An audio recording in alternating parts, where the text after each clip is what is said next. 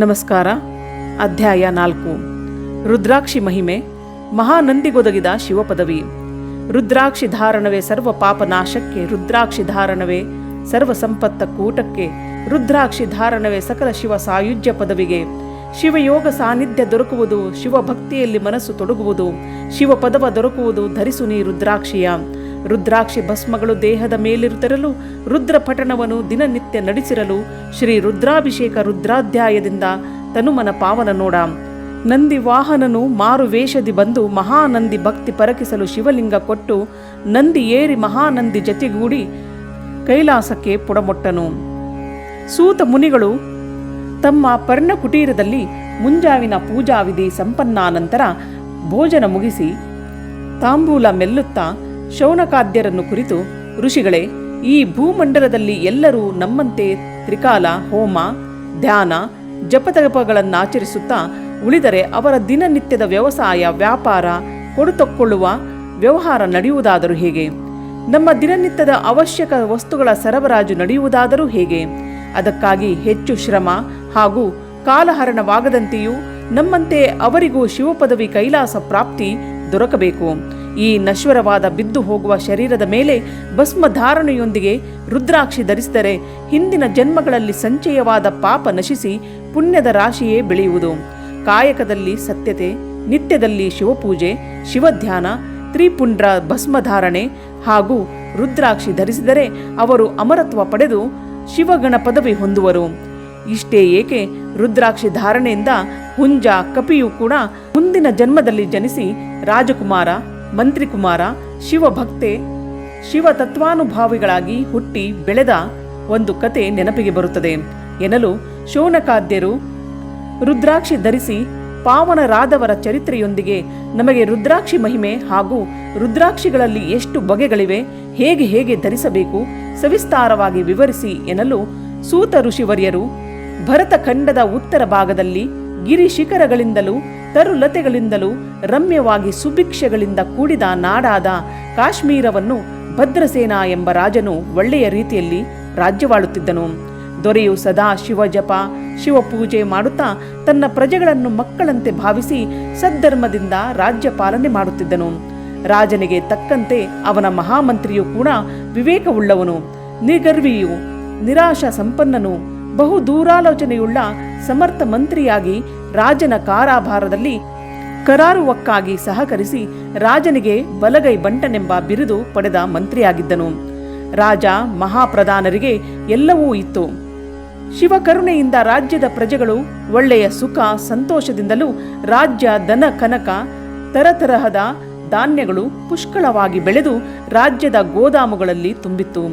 ಸಾಮಂತ ರಾಜರಿಂದ ಕಪ್ಪು ಕಾಣಿಕೆ ಬಂದು ರಾಜ್ಯದ ಬೊಕ್ಕಸ ತುಂಬಿತ್ತು. ಹಾಲು ಹೈನುಗಳಿಂದಲೂ ಫಲ ಪುಷ್ಪಗಳಿಂದಲೂ ನಾಡು ಕೊಂಗೊಳಿಸುತ್ತಿತ್ತು. ಆದರೆ ರಾಜಮಂತ್ರಿಯರಿಗೆ ಗಂಡು ಮಕ್ಕಳಿಲ್ಲದ ಕೊರಗು ಸದಾ ಅವರನ್ನು ಕಾಡುತ್ತಿತ್ತು. ಅದಕ್ಕಾಗಿ ಪ್ರಕಾಂಡ ಪಂಡಿತರಾದ ತ್ರಿಕಾಲ ಜ್ಞಾನಿಗಳಾದ ಪರಾಶರ ಮಹಾಮುನಿಗಳ ದರ್ಶನ ಪಡೆದು ಪುತ್ರ ಸಂತಾನ ಪ್ರಾಪ್ತಿಗಾಗಿ ಗುರುಗಳಲ್ಲಿ ಏನು ಮಾಡಬೇಕೆಂದು ನಿವೇದಿಸಿಕೊಂಡಾಗ 16 ಸೋಮವಾರ ಸತ್ಯವರ ಶಂಕರ ಪೂಜೆಯನ್ನು ಸಂಕಲ್ಪದೊಂದಿಗೆ ನಿಷ್ಠೆ ಭಕ್ತಿಯಿಂದ ಷೋಡಶೋಪಚಾರದಿಂದ ನೆರವೇರಿಸಿ ಶಿವನ ಅನುಷ್ಠಾನಗೈಯಬೇಕೆಂದು ಆಶೀರ್ವಚನವಿತ್ತು. ಮುಂದೆ ನಡೆದರೆ ಅದರಂತೆ ರಾಜ ಮಂತ್ರಿಗಳು ಈರ್ವರು ತಮ್ಮ ತಮ್ಮ ಧರ್ಮ ಪತ್ನಿಯರೊಡಗೂಡಿ ಉತ್ತರಾಯಣ ಪುಣ್ಯಕಾಲದಲ್ಲಿ 16 ಸೋಮವಾರ ಸತ್ಯವರದ ಶಂಕರ ಪೂಜೆಯನ್ನು ಒಳ್ಳೆ ಶ್ರದ್ಧೆ ಭಕ್ತಿಯಿಂದ ಪ್ರಾರಂಭಿಸಿದರು. ತದನಂತರ ಪೂಜಾ ಪುಣ್ಯ ಫಲವೋ, ಪರಾಶರ ಗುರುಗಳ ಆಶೀರ್ವಾದದ ಮಹಿಮೆಯೋ, ಕಾಶ್ಮೀರ ರಾಜ್ಯದ ಕೀರ್ತಿಯೋ ಎಂಬಂತೆ ರಾಜ ಮಂತ್ರಿ ಈರ್ವರಿಗೂ ಒಬ್ಬೊಬ್ಬ ಗಂಡು ಮಗುವಾದವು. ಮುಂದೆ ಒಂದು ಶುಭ ದಿನದಂದು ರಾಜಗುರುಗಳಿಂದ ರಾಜನ ಮಗನಿಗೆ ಸುಧರ್ಮನೆಂದು, ಮಂತ್ರಿಯ ಮಗನಿಗೆ ತಾರಕನೆಂದು ನಾಮಕರಣ ಮಾಡಿದರು. ಮಕ್ಕಳೀರ್ವರು ಬಿದಿಗೆಯ ಚಂದ್ರನಂತೆ ಬೆಳೆಯತೊಡಗಿದರು. ಬೆಳೆದ ಮಕ್ಕಳೀರ್ವರನ್ನು ಕರೆದುಕೊಂಡು ರಾಜಗುರುಗಳ ಬಳಿಗೆ ಬಂದು, ಹೇ ಗುರುಗಳೇ, ಇವರೀರ್ವರಿಗೆ ಕತ್ತಿ ವರಸೆ, ಕುದುರೆ ಸವಾರ, ಅರ್ಥಶಾಸ್ತ್ರ, ನ್ಯಾಯಶಾಸ್ತ್ರ, ಚತುರ್ಬಲ ಯುದ್ಧಕಲೆ, ಪ್ರಜಾಪಾಲನೆ, ನಿಷ್ಠುರ ನ್ಯಾಯ ಪಾಲನೆಗಳೊಂದಿಗೆ ಉತ್ತಮ ರಾಜನಾಗಿ ಆಳುವ ಬಾಳುವ ಸರ್ವ ಕಲೆಗಳಾದ 64 ವಿದ್ಯೆಗಳಲ್ಲಿ ಪಾರಂಗತರನ್ನಾಗಿ ಮಾಡಿರಿ ಎಂದು ವಿನಯದಿಂದ ರಾಜಗುರುಗಳ ಆಶ್ರಮದಲ್ಲಿ ಬಿಟ್ಟರು. ಆದರೆ ರಾಜ ಹಾಗೂ ಮಂತ್ರಿಗಳ ಮಕ್ಕಳಾದ ಸುಧರ್ಮ ಮತ್ತು ತಾರಕರು ಗುರುಗಳು ಹೇಳಿಕೊಡುವ ಶಿಕ್ಷಣದತ್ತ ಗಮನ ಕೊಡದೆ ಜರಿ ಮುತ್ತುಗಳಿಂದ ಬಹುಬೆಲೆಯ ಉಡುಪುಗಳನ್ನು ಬಿಸಾಕಿ ಕಂಠದಲ್ಲಿದ್ದ ಬಹುಬೆಲೆಯುಳ್ಳ ಚಿನ್ನದೆಳೆ ವಜ್ರ ಖಚಿತ ಮುತ್ತಿನ ಹಾರಗಳನ್ನು ತೆಗೆದೊಗೆದು ಕೈ ಕೊರಳುಗಳಲ್ಲಿ ರುದ್ರಾಕ್ಷಿ ಸರಗಳನ್ನು ಹಾಕಿಕೊಂಡು ಮೈ ತುಂಬ ತ್ರಿಪುಂಡ್ರ ಭಸ್ಮಧಾರಣ ಮಾಡಿಕೊಂಡು ಒಂದೆಡೆ ಏಕಾಂತದಲ್ಲಿ ಶಿವಧ್ಯಾನ ಶಿವಜಪ ಮಾಡುತ್ತಾ ದಿನಗಳೆಯತೊಡಗಿದರು. ರಾಜಗುರುಗಳು ಇವರೀರ್ವರ ವರ್ತನೆಯನ್ನು ಬದಲಿಸಬೇಕೆಂದು ಸಾಮೋಪಾಯ, ಭೇದೋಪಾಯ, ತುಷ್ಟೋಪಾಯ, ಕೊನೆಗೆ ದಂಡೋಪಾಯಗಳನ್ನು ಉಪಯೋಗಿಸಿ ಫಲ ಕಾಣದೆ ಭದ್ರಸೇನ ಮಹಾರಾಜರಿಗೆ ಅರಿಕೆಯೊಂದಿಗೆ ನಿಮ್ಮ ಮಕ್ಕಳಿರುವರನ್ನು ತಿದ್ದಲು ಹಾಗೂ ವಿದ್ಯೆ ಕಲಿಸಲು ನಾವು ಅಸಮರ್ಥರಾಗಿದ್ದೇವೆಂದು ಇವರೀರ್ವರನ್ನು ವಾಪಸ್ಸು ಕರೆಯಿಸಿಕೊಳ್ಳಬೇಕೆಂದು ತಿಳಿಸಿದರು.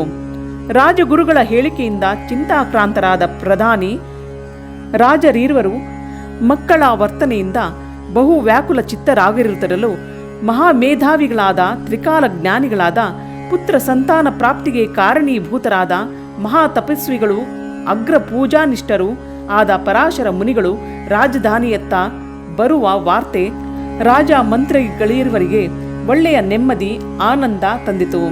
ಮಕ್ಕಳಿರುವರಿಗೆ ಏಳಿಗೆ ಹಾಗೂ ನಮಗೊದಗಿದ ದುಃಖದ ಪರೆ ಕಳಿಚಿತೆಂದು ಪುಳಕಿತರಾಗಿ ಪರಾಶರ ಮುನಿಗಳನ್ನು ರಾಜಧಾನಿಗೆ ಕರೆತರಲು ನಗಾರಿ, ನೌಬತ್ತು, ಕಹಳೆ, ಹಲಗೆ, ಮದ್ದಳೆ, ಓರಣಗಿತ್ತಿಯರು, ಕಳಸದಾರತಿಯನ್ನು 1008 ಕುಂಭ ಹೊತ್ತ ಮುತ್ತೈದೆಯರು ರಾಜ್ಯದ 4 ವಿಧದ ಸೈನಿಕ ಕವಾಯತಿನೊಂದಿಗೆ ಹೋಗಿ ಪಾದಪೂಜೆ ಮಾಡಿ ಋಷಿ ಪುಂಗವರನ್ನು ಅರಮನೆಗೆ ಜಯ ಜಯ ಶಿವ ಶಿವ ಹರ ಹರ ಮಹಾದೇವ ಎನ್ನುತ್ತಾ ಕರೆತಂದರು. ಅರಮನೆಯಲ್ಲಿ ನಿರ್ಮಿಸಿದ ಉನ್ನತ ಆಸನದಲ್ಲಿ ಕೂಡಿಸಿ ರಾಜಾರಾಣಿಯರು ಮತ್ತು ಮಹಾಮಂತ್ರಿ ದಂಪತಿಗಳು ಬಹುಭಕ್ತಿಯಿಂದ ಪರಾಶರರ ಪಾದಗಳನ್ನು ತೊಳೆದು ಷೋಡಶೋಪಚಾರದಿಂದ ಪೂಜಿಸಿದರು. ಮೃಷ್ಟಾನ್ನ ಭೋಜನದ ನಂತರ ಗುರುಗಳ ಸಮ್ಮುಖದಲ್ಲಿ ತಮ್ಮ ಮಕ್ಕಳಿಗೊದಗಿದ ನಿರಾಶ ಭಾವದಿಂದಿರಲು ಕಾರಣವೇನು?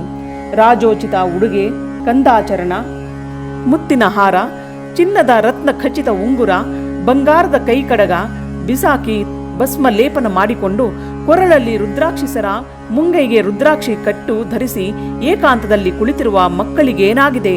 ಗುರುಗಳು ದಯಮಾಡಿ ತಿಳಿಸಿಕೊಡಬೇಕು ಎಂದು ವಿನೀತರಾಗಿ ಪೊಡಮಟ್ಟು ಬೇಡಲು ಪರಾಶರ ಮುನಿಗಳು ಮಕ್ಕಳ ಸುಧರ್ಮ ಮತ್ತು ತಾರಕರನ್ನು ಒಮ್ಮೆ ದಿಟ್ಟಿಸಿ ನೋಡಿ ಬಹಿರ್ಗಣ್ಣು ಮುಚ್ಚಿ ಕೆಲ ಹೊತ್ತು ಮೌನಿಗಳಾಗಿ ನಂತರ ಕಣ್ತೆರೆದು ರಾಜ ಪ್ರಧಾನಿಗಳನ್ನುದ್ದೇಶಿಸಿ ಅಂದದ್ದೇನೆಂದರೆ, ನಿಮ್ಮ ಮಕ್ಕಳಿರುವರು ಹಿಂದಿನ ಜನ್ಮದಲ್ಲಿ ವಿಭೂತಿ ಮತ್ತು ರುದ್ರಾಕ್ಷಿಗಳ ಸಂಸ್ಕಾರದಿಂದ ಈ ಜನ್ಮದಲ್ಲಿ ಪುಣ್ಯ ಲಭಿಸಿದ್ದರಿಂದ ನಿಮ್ಮ ಮಕ್ಕಳಾಗಿ ಜನಿಸಿ ಬಂದಿದ್ದಾರೆ. ಇವರಿಬ್ಬರದು ಒಂದು ಮಹಾಕಥೆಯೂ ಇದೆ. ಆಗ ರಾಜ ಭದ್ರಸೇನನು ನನ್ನ ಮಗನಾಗಿ ಹುಟ್ಟಿ ಬಂದ ಸುಧರ್ಮನ ಹಿಂದಿನ ಜನ್ಮದ ವೃತ್ತಾಂತ ಹೇಳಬೇಕೆಂದು ಕೇಳಲು ಋಷಿಪುಂಗವರು, ಹೇ ರಾಜನ್, ಆಲಿಸು. ನೀನಾಳುವ ಈ ಕಾಶ್ಮೀರ ರಾಜ್ಯದಲ್ಲಿಯೇ ಬಹಳ ವರ್ಷಗಳ ಹಿಂದೆ ಪೂರ್ವ ಭಾಗದ ಬೆಟ್ಟದ ತಪ್ಪಲಿನ ಮಧ್ಯದಲ್ಲಿ ಸುಂದರವಾದ ಒಂದು ನಂದಿಗ್ರಾಮ ಎಂಬ ಪಟ್ಟಣವು ಬಹು ರಮ್ಯವೂ ವ್ಯಾಪಾರ ಕೇಂದ್ರವೂ ವಿದ್ಯಾ ಧಾರ್ಮಿಕ ಕೇಂದ್ರವೂ ಆಗಿತ್ತು. ನಂದಿ ಗ್ರಾಮದಲ್ಲಿ ಬಹು ಪುರಾತನವಾದ ಭವ್ಯವಾದ ವಿಶಾಲ ಸಭಾಮಂಟಪ ಹೊಂದಿದ ಒಂದು ಶಿವನ ದೇವಾಲಯವಿತ್ತು. ಆ ಶಿವಾಲಯವು ಮಹಾಕಾಳಕಾಲೇಶ್ವರ ದೇವಸ್ಥಾನ ಎಂದು ಹೆಸರು ಪಡೆದಿತ್ತು. ಆಗಿನ ಅರಸನು ಮಹಾಕಾಳಕಾಲೇಶ್ವರ ದೇವಸ್ಥಾನದಲ್ಲಿ ಈಶ್ವರ ಪೂಜೆಗಾಗಿ ಪೂಜೆ ನಡೆಯುವಾಗ ದೇವನೆದರು ನರ್ತನಗೈಯಲು ಭೂಮಿಯನ್ನು ಉಂಬಳಿಯಾಗಿ ಕೊಟ್ಟು ವರುಷದ ವಿಶೇಷ ಪೂಜೆಗಳಾದ ಯುಗಾದಿ ಪ್ರತಿಪದ, ಶ್ರಾವಣ ಮಾಸ ಪೂರ್ಣ ಮಾಘ ಶಿವರಾತ್ರಿ, ಆಷಾಢ ಕಾರ್ತಿಕ ಏಕಾದಶಿ, ವಿಜಯದಶಮಿಗಳಂದು ರಾಜರು ಅಲ್ಲಿಯೇ ಉಳಿದು ಪೂಜಾ ವೀಕ್ಷಿಸುತ್ತಿದ್ದರು. ನಂದಿ ಗ್ರಾಮದಲ್ಲಿ ಒಂದು ವಾರಾಂಗನೆ ಮನೆತನವಿತ್ತು. ಮುಪ್ಪಿನ ತಾಯಿ ತಮ್ಮಂದಿರೊಂದಿಗೆ ಸ್ಫುರದ್ರೂಪಿ ವಾರಾಂಗನೆಯು ವಾಸವಾಗಿದ್ದಳು. ಪ್ರತಿದಿನ ಮಹಾಕಾಳಕಾಲೇಶ್ವರ ಪೂಜೆ ನಡೆಯುವಾಗ ಗಾಯನ, ನೃತ್ಯ ಮಾಡಿ ಈಶ್ವರನ ಸೇವೆ ಮಾಡುತ್ತಿದ್ದಳು. ಇವಳ ನೃತ್ಯ ಭಂಗಿ, ಮೈಮಾಟ, ನೆಟ್ಟನೆಯ ನಾಸಿಕ, ಉಬ್ಬಿದ ಗಲ್ಲ, ಸುಲಿಪಲ್ಲು, ಕಮಲದಂಥ ಕಣ್ಣುಗಳು, ಉದ್ದನೆಯ ಕಪ್ಪಾದ ಕೇಶರಾಶಿ, ದುಂಡು ಮುಖ, ನವಿಲು ನಡಿಗೆಯ ಈ ವಾರಾಂಗನೆಯನ್ನು ನೋಡಲು ದೊಡ್ಡ ದೊಡ್ಡ ವ್ಯಾಪಾರಿಗಳು ಹಣದ ಚೀಲದೊಂದಿಗೆ ಪಟ್ಟಣಕ್ಕೆ ಬಂದು ಬೀಡು ಬಿಡುತ್ತಿದ್ದರು. ಬೆಳಗಿನ ಚೆಲುವೆ ಅವರಿಗೆ ದಕ್ಕದೆ ನಿರಾಶಾ ಭಾವದಿಂದ ಮರಳುತ್ತಿದ್ದರು. ಸ್ವತಃ ಅರಸನೇ ಇವಳಲ್ಲಿ ತಂಗಿ ಶಿವಪೂಜಾ ಫಲಪ್ರಾಪ್ತಿಯೊಂದಿಗೆ ಈ ದೇವದಾಸಿಯ ಮೈಸಿರಿಯ ಸುಖ ಭೋಗಿಸುತ್ತಿದ್ದನು. ಹೀಗಿರುತ್ತಿರಲು ಧನ ಕನಕ, ಆಳುಗಳು, ಸೇವಕರು, ಭೂಮಿ, ಹಾಲು ಕೊಡುವ ಆಕಳುಗಳು, ರಥ, ಅಶ್ವಗಳು, ತರತರದ ರತ್ನ ಖಚಿತ ಚಿನ್ನಾಭರಣ, ಮುತ್ತಿನ ಸರ, ಝರಿ ಕುಸುರಿಯ ರೇಷ್ಮೆಯ ತರತರಹದ ಉಡುಪುಗಳು, ಬಾಣಗಿತ್ತಿಯರು, ಮಡಿವಾಳರು ಈ ವಾರಾಂಗನೆಯ ಮಹಲಿಗೆ ಸ್ವತಃ ರಾಜನೇ ನಿಯಮಿಸಿದ್ದನು. ಇವಳಿಗೆ ಭೋಗಕ್ಕೆ, ಬಾಗಲಕ್ಕೆ, ಉಡಲು, ಉಣಲು, ಇರಲು, ಸಂಚರಿಸಲು ಎಲ್ಲವೂ ಇತ್ತು. ಆದರೆ ಒಂದೇ ಒಂದು ಕೊರತೆ ಅವಳನ್ನು ಕೊರೆಯುತ್ತಿತ್ತು. ಅದುವೇ ಮಕ್ಕಳಿಲ್ಲದ್ದು. ಶ್ರಾವಣ ಮಾಸದಲ್ಲಿ ಮಹಾಕಾಳೇಶ್ವರನ ಸನ್ನಿಧಿಯಲ್ಲಿ ಕಟು ವ್ರತ ಮಾಡಲು ನಿಶ್ಚಯಿಸಿ ಅದರಂತೆ ಮಾಸಪೂರ್ತಿ ನಿರಾಹಾರ ಇದ್ದು ಶಿವಜಪ, ಶಿವಪೂಜಾ ಸಮಯದಲ್ಲಿ ಗಾಯನದೊಂದಿಗೆ ನೃತ್ಯ ಮಾಡುತ್ತಾ ರಾತ್ರಿಯಷ್ಟೇ ಹಣ್ಣು ಹಾಲು ಸೇವಿಸುತ್ತಿದ್ದಳು. ನಸುಕಿನಲ್ಲಿಯೇ ಸ್ನಾನ ಮಾಡಿ ಮಡಿಯುಟ್ಟು ಶಿವಾಲಯದ ರಾಜಂಗಳ ಕಸ ತೆಗೆಯುವ ಭಕ್ತಿಯನ್ನು ನಿತ್ಯವೂ ತಪ್ಪದಂತೆ ನಡೆಸಿಕೊಂಡು ಬಂದಿದ್ದಳು. ಕಾರ್ತಿಕ ಮಾಸದ ಶುಕ್ಲ ಪಕ್ಷ ಏಕಾದಶಿ ಎಂದು ನಿತ್ಯದಂತೆ ರಾಜಾಂಗಳದ ಕಸ ತೆಗೆಯುವ ಕಾರ್ಯದಲ್ಲಿ ಮಗ್ನಳಾಗಿದ್ದಾಗ ಶಿವಾಲಯದ ಹೊರಾಂಗಣದಲ್ಲಿ ಮುದ್ದಾದ ಹೆಣ್ಣು ಮಗುವೊಂದು ಮಲಗಿ ಆ ಊ ಓಂ ಅಂತ ಧ್ವನಿಗೈಯುತ್ತಾ ಕಾಲ್ಬೆರಳನ್ನು ಹಿಡಿದು ಮಲಗಿದ್ದುದನ್ನು ಕಂಡಳು. ಬಹು ಆನಂದವಾಗಿ ತುಸು ಸಮಯ ಮಾತೇ ಬರಲಿಲ್ಲ. ಆನಂದ ಮಹಾ ಆನಂದವಾಗಿ ಶಿವನೇ, ಮಹಾಕಾಳೇಶ್ವರನೇ ನನಗೆ ಈ ಕನ್ಯಾರತ್ನವನ್ನು ಉಡುಗೊರೆಯಾಗಿ ಕೊಟ್ಟನೆಂದು ಅಂದೇ ಅಲ್ಲಿಯೇ ಆನಂದದ ಭರದಲ್ಲಿಯೇ ಈ ಕನ್ಯಾರತ್ನವನ್ನು ನಿನಗೆ ನಿನ್ನ ಸೇವೆಗೆ ಮುಡುಪಾಗಿ ಇಡುತ್ತೇನೆ. ನಾನು ಸೇವೆ ಮಾಡುವಂತೆ ಇವಳನ್ನು ನಿನ್ನ ದಾಸಿಯನ್ನಾಗಿ ದೇವದಾಸಿಯನ್ನಾಗಿ ಮಾಡುತ್ತೇನೆ. ಇದೋ ನಿನ್ನಾಣೆ ಎನ್ನಾಣೆ ಎಂದು ನುಡಿಯಲು ಗರ್ಭಗುಡಿಯ ಗಂಟೆ ಬಾರಿಸಿತು. ನನಗೆ ಆನಂದವಾಗಿದೆ. ಇವಳಿಗೆ ಮಹಾನಂದಿಯೇ ಕರೆಯುವ ಎನ್ನುತ್ತಾ ಹೆಣ್ಣು ಕೂಸನ್ನು ಕೈಗೆತ್ತಿಕೊಂಡು ಲಘು ಬಗೆಯಿಂದ ತನ್ನ ಮನೆಯ ಕಡೆಗೆ ನಡೆಯಲು ಬಾಯಿಯಿಂದ ಕಿವಿಗೆ, ಕಿವಿಯಿಂದ ಬಾಯಿಗೆ ಹೀಗೆ ನಂದಿ ಗ್ರಾಮದಳು ವಾರಾಂಗನಿಗೆ ಹೆಣ್ಣು ಕೂಸು ಸಿಕ್ಕ ಸುದ್ದಿ ಪುಂಖಾನುಪುಂಖವಾಗಿ ಹರಡಿ ಅರಸನ ಕಿವಿಗೂ ಬಿತ್ತು. ಆಡುವ ಕೂಸಿನ ಮೈಮಾಟ, ನೋಡುವವರ ನಿಡು ನೋಟ, ನಾಡಸಿರಿಯ ಮೈದಾಳಿ ಬಂದಂತೆ ಕಂಗೊಳಿಪುದು. ಅಂದದಲ್ಲಿ ಕಂದ ಮಹಾನಂದಿ ಚಂದದಲ್ಲಿ ಮೈಮನ ಹಿಡಿದು ಬಂದ ಬನವ ಚಂದಿರನಂತೆ ದಿನ ಬೆಳೆದಳು. ಶಾಸ್ತ್ರೋಕ್ತವಾಗಿ ಪುರದ ಗುರುಗಳಿಂದ 11ನೇ ದಿವಸಕ್ಕೆ ಶಿವನಿಂದ ಪಡೆದ ಶಿಶುವಿಗೆ ಮಹಾ ಆನಂದದಿಂದ ಮಹಾನಂದಿ ಎಂದು ನಾಮಕರಣವಾಯಿತು. ದಿನಗಳು ಉರುಳಿದಂತೆ ಮಹಾನಂದಿ ಬಿದಿಗೆಯ ಚಂದ್ರನಂತೆ ಬೆಳೆದು ದೊಡ್ಡವಳಾದಳು. ಮಹಾನಂದಿಯು ತನ್ನ ತಾಯಿ ಕೂಡ ಮಹಾಕಾಳೇಶ್ವರನ ದೇವಸ್ಥಾನಕ್ಕೆ ಹೋಗುತ್ತಿದ್ದಳು.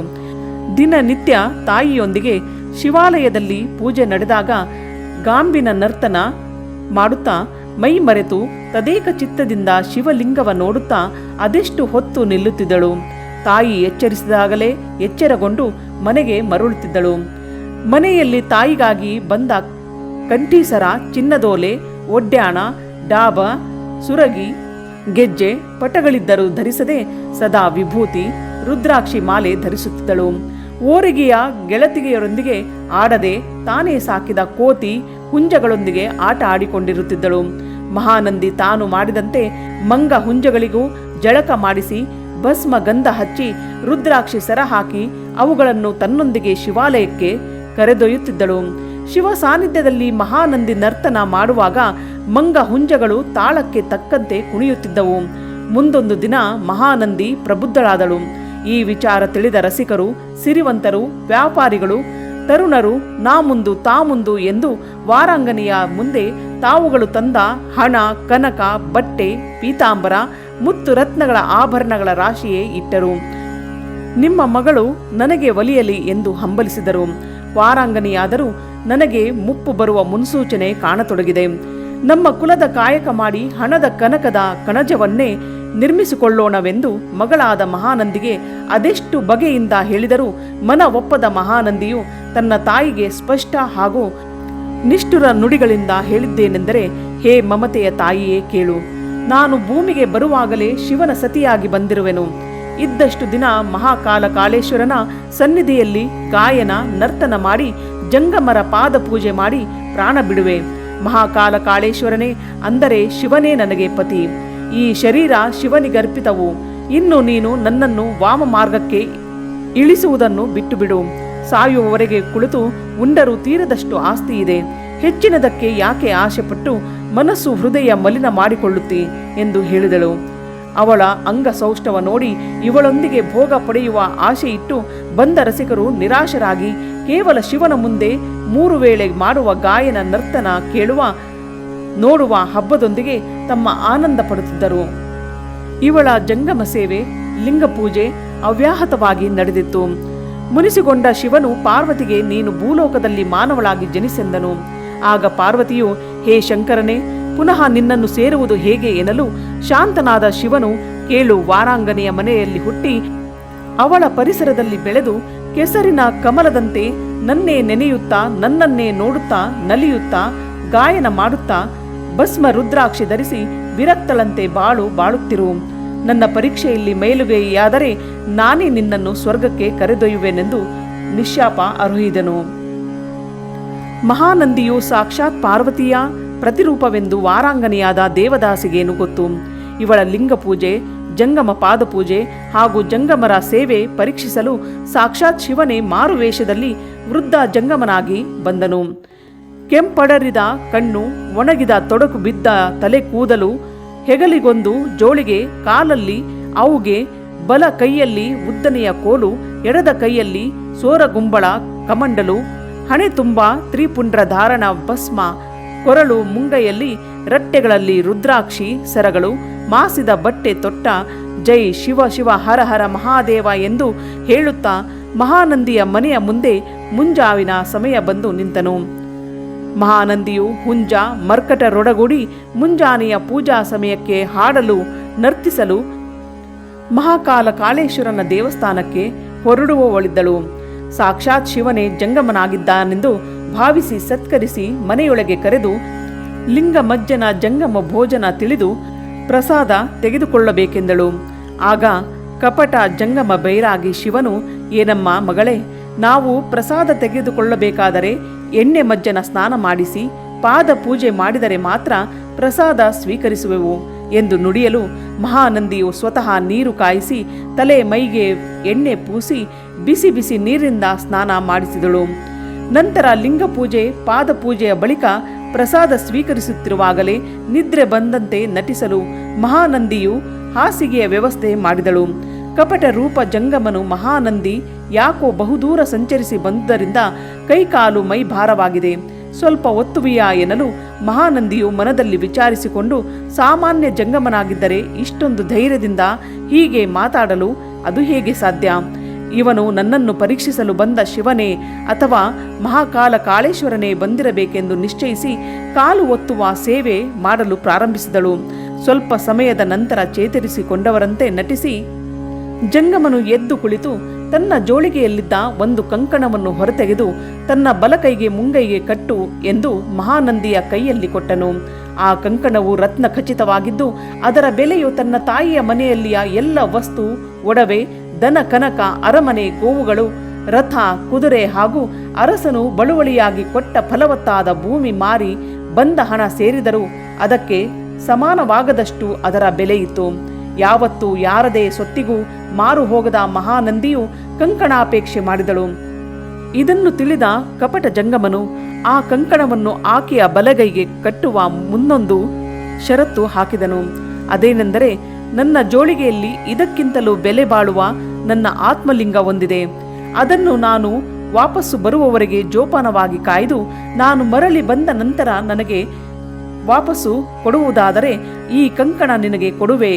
ಒಂದು ವೇಳೆ ನಾನು ಕೊಟ್ಟ ಲಿಂಗಕ್ಕೆ ಧಕ್ಕೆಯಾದರೆ ಅಥವಾ ಒಡೆದರೆ, ಸುಟ್ಟರೆ ನಿನ್ನ ಮನೆಯ ಮುಂದೆ ಬೆಂಕಿ ಹಾಕಿ ಅದರಲ್ಲಿ ಹಾರಿ ಪ್ರಾಣ ಬಿಡುವೆ. ಆಗ ನಿನಗೆ ಜಂಗಮನನ್ನು ಸಾಯಿಸಿದ ಮಹಾಪಾಪ ರವರವ ನರಕ ನಿನಗೆ ಪ್ರಾಪ್ತವಾಗುವುದು ಎನ್ನಲು ಮಹಾನಂದಿಯು, ಇಲ್ಲ ಪೂಜ್ಯರೇ, ನೀವು ಬರುವವರೆಗೆ ಜೋಪಾನವಾಗಿ ಕಾಯ್ದು ನೀವು ಬಂದ ನಂತರ ನಿಮಗೆ ಕೊಡುವೆ ಎಂದು ನುಡಿದಳು. ಆಗ ಆ ಜಂಗಮನು ಕಪ್ಪು ಬಣ್ಣದ ಮಿರಿಮಿರಿ ಮಿಂಚುವ ಲಿಂಗ ತೆಗೆದು ತ್ರಿಪುಂಡ್ರ ಭಸ್ಮ, ಗಂಧ, ಕುಂಕುಮದಿಂದ ಬಹಳ ಶೋಭಾಯಮಾನವಾಗಿ ಬೆಳಗುತ್ತಿತ್ತು.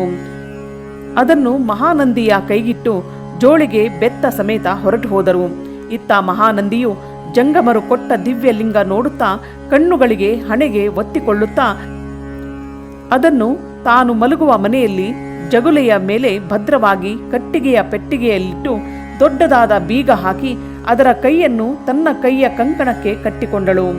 ತಾನು ಸಾಕಿ ಜೋಪಾನ ಮಾಡಿದ ಮರ್ಕಟ ಹಾಗೂ ಹುಂಜಗಳನ್ನು ತನ್ನ ಮಂಚದ ಸಮೀಪವೇ ಹುಂಜವನ್ನು ಬಿದಿರಿನ ಬುಟ್ಟಿಯಲ್ಲಿಯೂ ಮಂಗನನ್ನು ನಡುಮನೆಯ ಕಂಬಕ್ಕೆ ಕಟ್ಟಿ ಅವುಗಳಿಗೆ ಊಟ ಬಡಿಸಿ ತಾನು ಪ್ರಸಾದ ಸೇವಿಸಿ ಬಹಳ ಹೊತ್ತಿನವರೆಗೂ ಜಂಗಮ ಕಂಕಣ ಲಿಂಗಗಳ ಬಗೆಗೆ ವಿಚಾರ ಮಂಥನ ಮಾಡುತ್ತಾ ಬೆಳಗಿನ ಜಾವ ನಿದ್ರೆ ಹೋದಳು. ಇತ್ತ ಜಂಗಮರೂಪಿ ಶಿವನು ಅಗ್ನಿವಾಯುವನ್ನು ಕರೆದು, ಈ ಮನೆಯನ್ನು ನೀನು ಸುಡು, ಜನರು ನಂದಿಸಲು ಬರದಂತೆ ಬಲವಾದ ಗಾಳಿ ಬೀಸು ಎಂದು ಆಜ್ಞಾಪಿಸಿದನು. ಕೂಡಲೇ ಮನೆಯು ಅಗ್ನಿಯ ಜ್ವಾಲೆಗೆ ವಶವಾಯಿತು.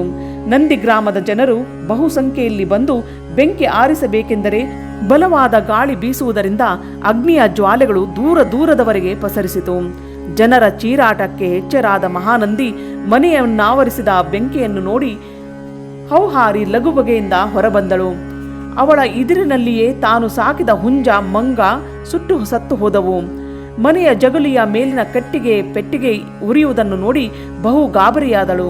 ಜಂಗಮರು ಜೋಪಾನವಾಗಿ ಇಡಲು ಕೊಟ್ಟ ಲಿಂಗ ಆ ಪಟ್ಟಿಗೆಯಲ್ಲಿತ್ತು. ಅರುಣೋದಯವಾಗುವ ವೇಳೆಗೆ ಮನೆಯ ತೊಲೆ ಕಂಬಗಳು ಬೆಂಕಿ ಉಂಡೆಗಳಾಗಿ ಬೀಳಹತ್ತಿದವು. ಅದೇ ವೇಳೆಗೆ ಜಂಗಮರು ಬಂದು ದಂಗಾಗಿ ಬಾಯಿ ಬಡಕೊಂಡು ಹಾರಾಡಿಕೊಂಡು ಅಳಲು ಶುರು ಮಾಡಿದರು. ಅಲ್ಲಿ ನೆರೆದ ಜನರು ಇದೇನೆಂದು ವಿಚಾರಿಸಲು ಸಾಧ್ಯಾಂತವಾಗಿ ಹೇಳಿ, ನನ್ನ ಆತ್ಮಲಿಂಗ ಇಲ್ಲದೆ ನಾನೇಗೆ ಜೀವಿಸಲಿ ಎಂದು ಚೀರುತ್ತಾ ಉರಿಯುವ ಮನೆಯ ಬೆಂಕಿ ಕೆಂಡಗಳನ್ನು ಎಳೆದು ಅಳಿದುಳಿದ ಕಟ್ಟಿಗೆಯ ಬಿದಿರುಗಳ ರಾಶಿ ಹಾಕಿ ಅದರಲ್ಲಿ ಶಿವ ಶಿವ ಹರ ಹರ ಮಹಾದೇವ ಎಂದು ಹೇಳುವ ಬೆಂಕಿಯಲ್ಲಿ ಬಿದ್ದು ದಹನವಾಗಿ ಹೋದರು. ಈ ದೃಶ್ಯ ಕಣ್ಣಾರೆ ನೋಡಿದ ಶಿವಪೂಜಾ ನಿಷ್ಠೆ ಜಂಗಮ ಪ್ರೇಮಿಯಾದ ಮಹಾನಂದಿಯು ನನ್ನಿಂದ ಎಂಥ ಮಹಾಪರಾಧವಾಯಿತು ಎಂದು ಮನದಲ್ಲಿ ವಿಚಾರಿಸಿ ತಾನು ಇದೇ ಬೆಂಕಿಯಲ್ಲಿ ಬಿದ್ದು ಸಾಯಬೇಕೆಂದು ನಿಶ್ಚಯಿಸಿ ನಂದಿ ಗ್ರಾಮದ ಜಂಗಮರಿಗೂ ಬ್ರಾಹ್ಮಣರಿಗೂ ಬಡವರಿಗೂ ತನ್ನ ಅಳಿದುಳಿದ ಸಂಪತ್ತನ್ನು ದಾನ ಮಾಡಿ ಜೈ ಶಿವ ಶಿವ ಹರ ಹರ ಮಹಾದೇವ ಅನ್ನುತ್ತಾ ದಗದಗ ಉರಿಯುವ ಉರಿಯಲ್ಲಿ ಧುಮುಕಿದಳು. ಶಿವನ ಅಪ್ಪಣೆಯಂತೆ ವರುಣನು ರಪರಪನೆ ಮಳೆ ಸುರಿಸಿ ಬೆಂಕಿ ನಂದಿಸಿದನು. ಉರಿಯುವ ಬೆಂಕಿಯಲ್ಲಿ ಬಿದ್ದ ಮಹಾನಂದಿಯನ್ನು ಶಿವನು ಅವಳ ಅಚಲ ಭಕ್ತಿಯನ್ನು ಪರೀಕ್ಷಿಸಲು ರಚಿಸಿದ ನಾಟಕದಲ್ಲಿ ಅವಳ ನಿಜ ಭಕ್ತಿಯನ್ನು ಮನಗಂಡು ಸಾಕ್ಷಾತ್ ಪರಶಿವನು ಪ್ರತ್ಯಕ್ಷನಾಗಿ ಬರಸೆಳೆದು ಬಿಗಿದಪ್ಪಿದನು. ನೆರೆದ ಪುರದ ಜನರು ಮಹಾನಂದಿಯ ದೆಸೆಯಿಂದ ಕೈಲಾಸನಾಥ ಪರಶಿವನ ದರ್ಶನವಾಯಿತು, ನಂದಿಗ್ರಾಮ ಪಾವನವಾಯಿತೆಂದು ಶಿವ ಶಿವ ಹರ ಹರ ಮಹಾದೇವ ಎಂದು ಜೈಕಾರ ಮಾಡಿದರು. ನೋಡುವಷ್ಟರಲ್ಲಿಯೇ ನಂದಿಯ ಮೇಲೆ ಮಹಾನಂದಿಯನ್ನು ಕೂಡ್ರಿಸಿಕೊಂಡು ಕೈಲಾಸದತ್ತ ಪಯಣ ಬೆಳೆಸಿದನು. ಈ ಪ್ರಕಾರ ವೈಶ್ಯ ಸ್ತ್ರೀ ಮನೆಯಲ್ಲಿ ಬೆಳೆದ ಮಹಾನಂದಿಯು ಲಿಂಗಪೂಜೆ, ಜಂಗಮ ದಾಸೋಹ, ಶಿವಧ್ಯಾನ, ಮಹಾದೇವನೇ ತನ್ನ ಪತಿಯೆಂದು ನಂಬಿ ವೈರಾಗ್ಯ ವೃತ್ತಿಯಿಂದ ಜೀವನ ಸಾಗಿಸುತ್ತಿದ್ದಳು. ಲಿಂಗ ಜಂಗಮ ಸೇವೆಯಲ್ಲಿ ತನ್ನ ಆಯುಷ್ಯನ್ನು ಕಳೆಯುತ್ತಾ ಶಿವನ ಸತ್ವ ಪರೀಕ್ಷೆಯಲ್ಲಿ ಗೆದ್ದು ಶಿವಗಣ ಪದವಿ ಪಡೆದಳು. ಮಹಾಮಾತೆ ಪಾರ್ವತಿಯು ಶಿವನ ಕೋಪಕ್ಕೆ ಗುರಿಯಾಗಿ ಭೂಲೋಕದಲ್ಲಿ ವಾರಾಂಗನೆಯ ಮನೆಯಲ್ಲಿ ವಿರಾಗಿಣಿಯಾಗಿ ಬೆಳೆದಳು. ಶಿವಕೃಪೆಗೆ ಪಾತ್ರನಾಗಿ ಕೈಲಾಸ ಸೇರಿದಳೆಂದು ಪುರಾಣದಲ್ಲಿ ಪ್ರಸಿದ್ಧವಾಗಿದೆ. ಹೇ ರಾಜನ್, ಮಹಾನಂದಿಯ ಮನೆಗೆ ಬಿದ್ದ ಬೆಂಕಿಯಲ್ಲಿ ಸಜೀವ ದಹನವಾದ ಮಂಗವೇ ಈ ಜನ್ಮದಲ್ಲಿ ನಿನ್ನ ಮಗನಾಗಿ ಜನಿಸಿರುವನು. ಮಂಗನೊಂದಿಗೆ ಸಜೀವ ದಹನವಾದ ಹುಂಜವೇ ಈ ಜನ್ಮದಲ್ಲಿ ಮಹಾಮಾತ್ಯನ ಮಗನಾಗಿ ಜನಿಸಿದ್ದಾರೆ. ಅವರ ಗತ ಜನ್ಮದ ಪ್ರಭಾವದಿಂದ ಈಗಲೂ ಭಸ್ಮ ರುದ್ರಾಕ್ಷಿ ಧರಿಸಿ ಶಿವಕೃಪೆಗೆ ಪಾತ್ರರಾಗುತ್ತಾರೆ. ಇದಕ್ಕೆ ನೀನು ಪ್ರತಿಬಂಧಕ ಮಾಡಬೇಡ. ರುದ್ರಾಕ್ಷಿ ಧರಿಸುವುದರಿಂದ ಭಸ್ಮ ಧಾರಣೆಯಿಂದ ಆಯುಷ್ಯ ವೃದ್ಧಿಯಾಗುವುದು. ನೀನು ನಿನ್ನ ಆಸ್ಥಾನದ ಜನರು ಭಸ್ಮ ಧರಿಸುವುದು, ರುದ್ರಾಕ್ಷಿ ಧಾರಣ ಮಾಡುವುದನ್ನು ಮಾಡಿ ಶಿವಕೃಪೆಗೆ ಪಾತ್ರರಾಗಿರಿ ಎಂದರು. ಭದ್ರಸೇನ ಮಹಾರಾಜರು, ಮಹಾಮುನಿವರ್ಯರೇ, ನನ್ನ ಮಗನ ಆಯುಷ್ಯವೆಷ್ಟು, ಅವನ ಗತ ಜೀವನ ತಿಳಿದ ನಿಮಗೆ ಭವಿಷ್ಯದ ಬಗೆಗೆ ತಿಳಿಸಿಕೊಡಿರಿ ಎನ್ನಲು ಪರಾಶರ ಮಹಾಮುನಿಗಳು ಕೆಲಕಾಲ ಕಣ್ಮುಚ್ಚಿ ಅಂತರ್ಧಾನದಿಂದ ತಿಳಿದುಕೊಂಡು, ಹೇ ರಾಜ, ನಿನ್ನ ಮಗನು ಅಲ್ಪಾಯುಷಿಯು, ಅಂದರೆ 12 ವರ್ಷ ಆಯುಷ್ಯ ಪಡೆದಿರುವನು. ಈಗಾಗಲೇ 11 ವರ್ಷ 11 ತಿಂಗಳುಗಳು 22 ದಿವಸಗಳು ಮುಗಿದಿವೆ. ಕೇವಲ 8 ದಿವಸಗಳು ಮಾತ್ರ ಬಾಕಿ ಉಳಿದಿವೆ. ಸತಿಪತಿಗಳಿರುವರು ಕೂಡಿ ಶಿವರುದ್ರಾಭಿಷೇಕ ರುದ್ರಘೋಷ ಮಾಡಿದರೆ ಈ ಅಲ್ಪ ಆಯುಷ್ಯ ವೃದ್ಧಿಸಿ ದೀರ್ಘಾಯುವಾಗಿ ಬಾಳಿ ರಾಜ್ಯವಾಳಬಹುದು ಎನ್ನಲು, ಹೇ ಮುನಿವರ್ಯ, ನೀವೇ ಅಗ್ರಸ್ಥಾನದಲ್ಲಿ ಅಲಂಕರಿಸಿ ಸಹಾಯಕ್ಕೆ ನಿಮ್ಮ ಶಿಷ್ಯ ಸಮೂಹವನ್ನೇ ತೆಗೆದುಕೊಂಡು ರುದ್ರಾಭಿಷೇಕವನ್ನು ಹಾಗೂ ರುದ್ರಘೋಷವನ್ನು ಸಾಂಗವಾಗಿ ನಡೆಸಿಕೊಡಿರಿ. ನಾನು ನಿಮ್ಮ ಅಪ್ಪಣೆಯಂತೆ ಸತಿ ಸುತರೊಡಗೂಡಿ ಸಂಕಲ್ಪ ಮಾಡಿ ಪೂಜಾ ಅನುಷ್ಠಾನವನ್ನು ಪ್ರಾರಂಭಿಸುವೆನು ಎಂದನು. ಆಸ್ಥಾನದ ವಿದ್ವಾನ್ ಬ್ರಾಹ್ಮಣರನ್ನು ಕರೆಯಿಸಿರಿ. ಗಣೇಶ ಪೂಜೆ, 1008 ಕಲಶ ಪೂಜೆ, ಶಿವಲಿಂಗದ ಮೇಲೆ ಧಾರಾಪತ್ರೆಯಿಂದ ಸದಾ ಗಂಗಾಜಲ ಧಾರೆ ನಿರಂತರ 7 ದಿವಸಗಳು ನಡೆದವು. 8ನೆಯ ದಿನ ಸೂರ್ಯೋದಯವಾಗುತ್ತಿದ್ದಂತೆ ಯುವರಾಜ ಸುಧರ್ಮನಿಗೆ ತಲೆ ಸುತ್ತು ಬಂದು ಶಿವಲಿಂಗದ ಸಮೀಪವೇ ಧರೆಗೆ ಬಿದ್ದು ಬಿಟ್ಟನು. 2.5 ಗಳಿಗೆಗಳವರೆಗೆ ಯುವರಾಜನು ನಿಶ್ಚೇಷ್ಟಿತನಾಗಿ ಉಳಿದನು. ಆಗ ರಾಜಪರಿವಾರ ಪುತ್ರ ಶೋಕದಲ್ಲಿ ಬೀಳಲು ಪೂಜ್ಯ ಋಷಿ ಪುಂಗವರು, ರಾಜ ಗಾಬರಿಯಾಗಬೇಡ, ಎದೆಗುಂದಬೇಡ, ನಿನ್ನ ಪೂಜಾ ಫಲ ಸಿದ್ಧಿಸಿದೆ. ಸಾಕ್ಷಾತ್ ಪರಶಿವನು ನಿನ್ನ ಮಗನ ಆಯುಷ್ಯ ವೃದ್ಧಿಸಿದ್ದಾನೆ, ಇದೋ ನೋಡು ಎಂದು ಮಹಾರುದ್ರೋದಕವನ್ನು ಶಂಖ ಮುಖೇನ ಮಸ್ತಕದಿಂದ ಅಡಿಯವರೆಗೆ ಸಿಂಪಡಿಸಿದರು. ಯುವರಾಜ ಸುಧರ್ಮನು ಜಯ ಶಿವ ಹರ ಹರ ಮಹಾದೇವ ಎಂದು ಘೋಷಿಸುತ್ತಾ ಕಣ್ತೆರೆದು ಎದ್ದು ಕುಳಿತನು. ಮ್ಲಾನವದರಾಗಿದ್ದ ರಾಜ ದಂಪತಿಗಳ ಮುಖ ಮಂದಹಾಸದಿಂದ ಕೂಡಿತು. ನೆರೆದ ಜನಸ್ತೋಮ ಜಯ ಶಿವ ಹರ ಹರ ಮಹಾದೇವ ಎಂದು ಗಗನಕ್ಕೆ ಮುಟ್ಟುವಂತೆ ಒಂದೇ ಸ್ವರದಿಂದ ಜಯಘೋಷ ಮಾಡಹತ್ತಿದರು. ಭದ್ರಸೇನ ಅರಸನು ಹಮ್ಮಿಕೊಂಡ ಮಹಾರುದ್ರಾಭಿಷೇಕ ಹಾಗೂ ಶತರುದ್ರ ಘೋಷಣೆಗಳು ಸಂಪನ್ನಗೊಂಡವು. ಕೈಲಾಸದಿಂದ ದೇವತೆಗಳು ಶಿವಗಣಗಳು ಹೂಮಳೆ ಸುರಿಸಿದರು. ಪೂಜೆಗೆ ಬಂದ ಬ್ರಾಹ್ಮಣರಿಗೂ ಪುರದ ನಾಗರಿಕರಿಗೂ ಭೂರಿ ಭೋಜನ ಮಾಡಿಸಿ ಅವರವರ ಯೋಗ್ಯತೆಗೆ ತಕ್ಕಂತೆ ಗೋದಾನ, ಭೂದಾನ, ಕನಕ, ಮುತ್ತು, ಧನಧಾನ್ಯ ದಾನ ಮಾಡಿದರು. ನಂತರ ಬುಧ ಜನರು ರಾಜ ಯುವರಾಜರಿಗೆ ಮಂತ್ರಾಕ್ಷತೆಯೊಂದಿಗೆ ಆಶೀರ್ವಾದ ಮಾಡುವ ಗಳಿಗೆಯಲ್ಲಿ ಬ್ರಹ್ಮನ ಮಾನಸ ಪುತ್ರರಾದ ತ್ರಿಲೋಕ ಕಲ್ಯಾಣಕ್ಕಾಗಿ ಸಂಚರಿಸುವ ವಶಿಷ್ಠ, ವಿಶ್ವಾಮಿತ್ರ, ವ್ಯಾಸ, ವಾಲ್ಮೀಕ, ಸೂತ, ಸೌನಕಾದಿ ಮುನಿಗಳು, ಧ್ರುವ, ಪ್ರಹ್ಲಾದ, ಸನತ್ಕುಮಾರ ಮೊದಲಾದವರಿಗೆ ಗುರುಗಳೋಪಾದಿಯಲ್ಲಿಯೂ ಎಲ್ಲರಿಗೂ ಪೂಜ್ಯರಾಗಿಯೂ 64 ವಿದ್ಯೆಗಳನ್ನು ಕರತಲಾಮಲಕ ಮಾಡಿಕೊಂಡಿರುವ ವಿಕಟ ಮೂರ್ತಿಗಳಾದ ನಾರದ ಮಹಾಶಯರು ಅಲ್ಲಿಗೆ ದಯಮಾಡಿಸಿದರು.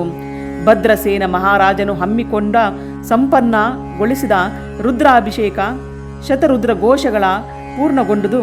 ಅದರಿಂದುಂಟಾದ ಒಂದು ಚಮತ್ಕಾರವನ್ನು ನಾರದರು ಪರಾಶರ ಯತಿಗಳ ಸಮ್ಮುಖದಲ್ಲಿ ಅರಸನನ್ನು ಉದ್ದೇಶಿಸಿ, ಹೇ ರಾಜನೇ, ಆಲಿಸು, ನಾನು ಕೈಲಾಸದಿಂದ ಅಂತರ್ಮಾರ್ಗವಾಗಿ ಬರುತ್ತಿರಲು ಶಿವದೂತರಿಗೂ ಯಮದೂತರಿಗೂ ದ್ವಂದ್ವ ಯುದ್ಧ ನಡೆದು ಕೊನೆಗೆ ಶಿವದೂತರು ಯಮನ ಕಿಂಕರನ್ನು ಹೆಡೆಮುರಿಗೆ ಕಟ್ಟಿ ಯಮನ ಮುಂದೆ ಸುಧರ್ಮನ ಪ್ರಾಣವನ್ನು ತೆಗೆಯಲು ಬಂದುದು ಅಪರಾಧವಾಗಿದೆ, ವಿಚಾರಿಸಿರಿ ಎನ್ನಲು ಯಮರಾಜನು ತನ್ನ ಕರ್ಣಿಕರಾದ ಚಿತ್ರಗುಪ್ತರನ್ನು ಕರೆಯಿಸಿ ಯುವರಾಜ ಸುಧರ್ಮನ ಲೆಕ್ಕಾಚಾರ ವಿಚಾರಿಸಲು ಚಿತ್ರಗುಪ್ತರು ಸುಧರ್ಮನಿಗೆ 12 ವರ್ಷಕ್ಕೆ ಪ್ರಾಣಹರಣಕ್ಕೆ ಸಮಾನವಾದ ಭಯಂಕರ ಗಂಡಾಂತರವಿದೆ. ಶಿವಪೂಜೆ, ರುದ್ರಾಭಿಷೇಕ, ಶತರುದ್ರಘೋಷ ಮಾಡಿದರೆ 1000 ವರ್ಷ ಆಯುಷ್ಯ ವೃದ್ಧಿಯಾಗುವುದೆಂದು ಬರೆದಿದೆ ಎನ್ನಲು ಮೃತ್ಯುವನ್ನು ಕರೆದು, ನೀನು ಮಾಡಿದುದು ಮಹಾ ಅಪರಾಧ, ನಿನಗೆ ತಕ್ಕ ಶಿಕ್ಷೆ ಆಗಲೇಬೇಕು ಎಂದು ಯಮಧರ್ಮ ಹೇಳುವಾಗ ಶಿವ ಪ್ರತ್ಯಕ್ಷನಾಗಿ, ಗೊತ್ತಿರದೆ ಮಾಡಿದ ತಪ್ಪು ಅಪರಾಧವಲ್ಲ. ಇನ್ನು ಮೇಲೆ ಭೂಲೋಕದಲ್ಲಿ ಯಾರು ಶಿವಪೂಜೆ, ಶಿವಧ್ಯಾನ, ಶಿವದರ್ಶನ, ರುದ್ರಾಭಿಷೇಕ ಮಾಡುವುದು, ನೋಡುವುದು, ರುದ್ರಘೋಷ ಪಠಿಸುವುದು, ಪಠಣೆಯನ್ನು ಮನಸ ಆಲಿಸುವವರ ಆಯುಷ್ಯ ಮುಗಿದಿದ್ದರೂ ಮಹಾಪಾಪ ಮಾಡಿದ ಲೆಕ್ಕ ನಿಮ್ಮಲ್ಲಿದ್ದರೂ ಅದೆಲ್ಲವೂ ನಶಿಸಿ ಹೋಗಿ ಅವರಿಗೆ ಅಪರಾಪುಣ್ಯ ಪ್ರಾಪ್ತಿಯಾಗಿರುತ್ತದೆ. ಅಂಥವರನ್ನು ಮುಟ್ಟಬೇಡಿ.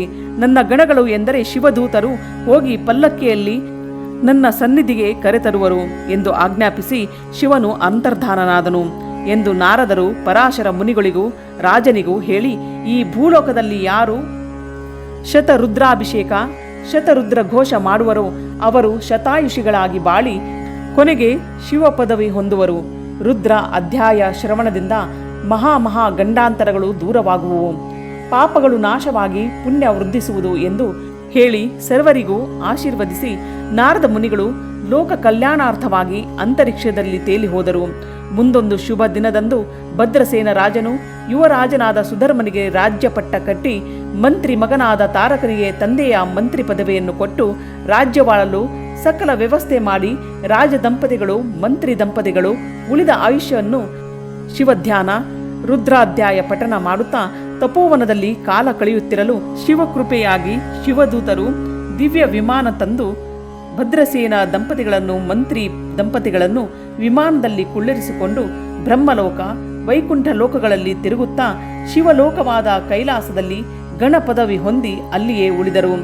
ಸೂತರು ರುದ್ರಾಧ್ಯಾಯ ಶ್ರವಣದಿಂದ ರುದ್ರಾಧ್ಯಾಯ ಪಠಣದಿಂದ ಏಕಾದಶ ರುದ್ರರು ಪರಮ ಸಂತುಷ್ಟರಾಗಿ ಇಚ್ಛಿತ ಫಲಾಪೇಕ್ಷಿಗಳಿಗೆ ಕಾಮಧೇನು ಕಲ್ಪವೃಕ್ಷದಂತೆ ಫಲ ಕೊಡುವರು ಎಂದು ಶೌನಕಾದ್ಯರಿಗೆ ಹೇಳಿದರು. 4ನೆಯ ಅಧ್ಯಾಯ ಮುಗಿದುದು.